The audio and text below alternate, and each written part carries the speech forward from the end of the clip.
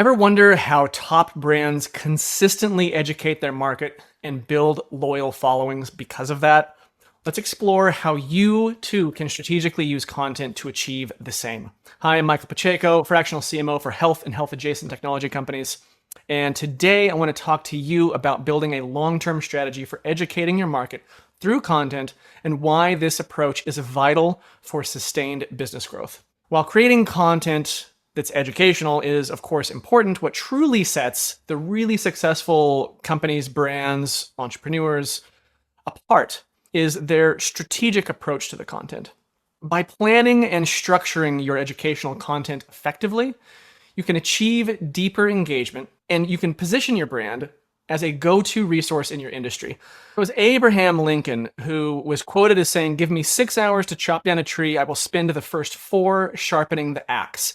That is something that people don't do as much today. This is the planning, the strategy that happens before the tactical work, before the execution, before the implementation. If you spend the bulk of your time on the planning, on the strategy, on thinking it through, thinking about the possibilities, red teaming it, you're going to have a more effective outcome and you're going to have an easier outcome. It's going to be easier to get there. It's going to be easier for that outcome to be effective. Hope that makes sense. I've got 3 things here that I want to chat about in terms of the strategic importance of educational content. Number 1 is going to be positioning your brand as an authority. Number 2 is long-term audience engagement. Number 3 is going to be driving informed customer decisions. These 3 things are the whole reason behind all this. When you consistently provide valuable and educational content, you position your brand as a thought leader in your industry.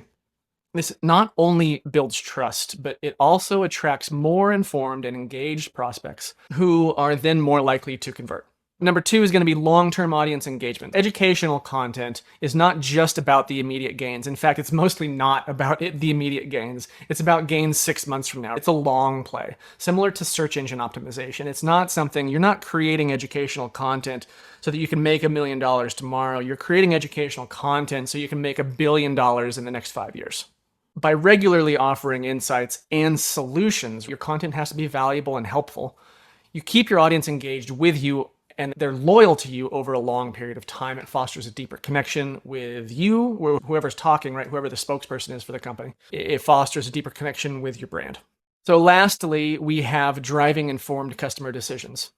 This educational content that we're talking about here, the idea behind it is that it will empower your audience with the knowledge that they need in order to make informed decisions. It leads to more qualified leads, shorter sales cycles, and customers who are more confident in their purchase decisions. Let's talk a little bit about that real quick. More qualified leads. If you've got really good content marketing and someone has been watching your content marketing for 6 months and all of a sudden, or maybe not all of a sudden, maybe it happens over 6 months, it happens over the course of some time, all of a sudden they realize that they have a problem that you can solve.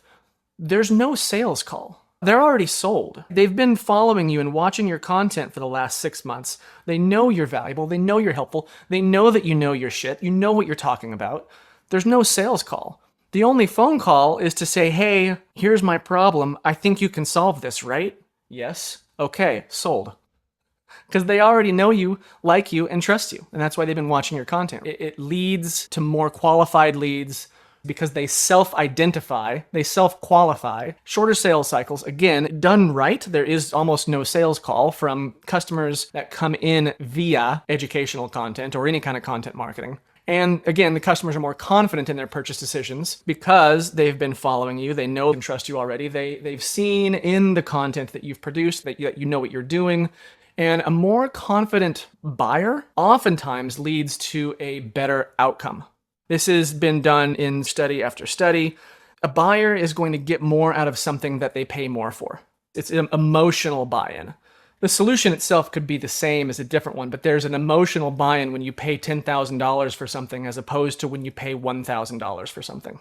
It's completely different. The classic one that most people have heard at this point is the wine tasting. You got 3 glasses of wine put in front of a person, just a regular person, not a fancy sommelier or whatever. And there's price tags. Then it's just wine glasses with red wine in them, no labels, just price tags. This glass of wine is $6. This glass of wine is $12. This glass of wine is $32. What do you think the outcome of that is? They like the $32 glass of wine the best, the middle one the second best, and the cheapest one they like the least. But the idea here, or the joke, the punchline, is that all three glasses were filled with the same exact wine. There you go. Charge more.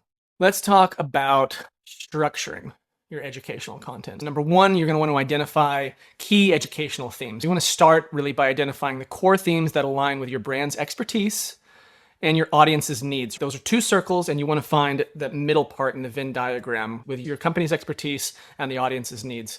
And those themes should guide your content that you create to ensure that it's both relevant and valuable. Relevant because it matches your audience's needs, valuable because you're an expert at it. Number two is to plan a content calendar. This is part of the strategy behind this. Developing a content calendar that outlines what educational topics you'll cover and when you will cover them. This helps maintain consistency and ensures a steady flow of valuable content that keeps your audience engaged over time. If you're paying attention to my content and when I release it, you'll see that there are a small number of things that I talk about. I think there's 5 perhaps kind of topics that I kind of hover around. And I am adjusting what I talk about based on the weekday too. So I typically release these videos every single day, 7 days a week. And on weekends, Saturday and Sunday, you're almost always going to see me talking about lighter content. Something with a story, something that's a little easier to digest. I'm never going to bust open your Saturday morning, or your Sunday morning for that matter, talking about data and analytics, because it's heavy, it's deep, you got to be focused. Typically, the content that I release on Saturdays and Sundays are a little bit lighter. So planning a content calendar, this is part of that. Think about all the different things that go into releasing content, where you release it, what platform are you releasing it on, what day of the week are you releasing it on, what topics are you talking about and when, et cetera, et cetera, et cetera. Number 3 in these steps is going to be to incorporate different content formats. You want to diversify your content formats a little bit to cater to different learning preferences. Some people like reading blog posts. Some people like watching videos. Some people like being in live webinars. Some people like audio podcasts.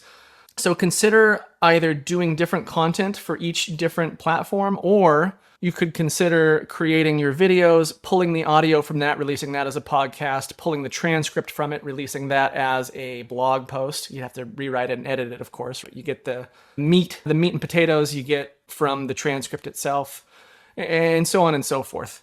You can get a lot from video. It has every format built in and included in it. Number 4 is going to be to measure and adjust. So you want to regularly measure the effectiveness of your educational content by tracking engagement metrics, feedback, conversions, et cetera, et cetera. You want to use the data to refine your strategy, to make adjustments, to adjust course, and improve as you go. Now let's examine how some brands have used this idea of strategic planning for educational content in order to build long-term relationships with their audience.